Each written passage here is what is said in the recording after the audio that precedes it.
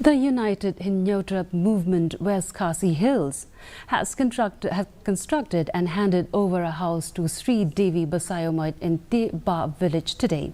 The keys were presented during a ceremony led by UHM President Moonstar Nongrem and General Secretary Bisha Rekon Thaba with the attendance of UHM Central Body President Charlie J. Rani and members of the Women's Wing.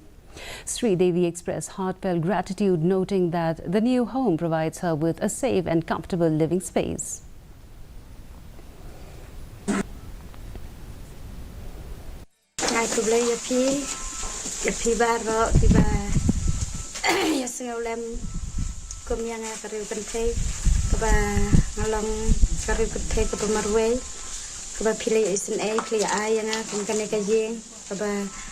Bahag babet kababiang pi ki seng UHM kublai sibon ya pi ba ublai unang karku ya pi hakalentia kelentiyang gajong pi.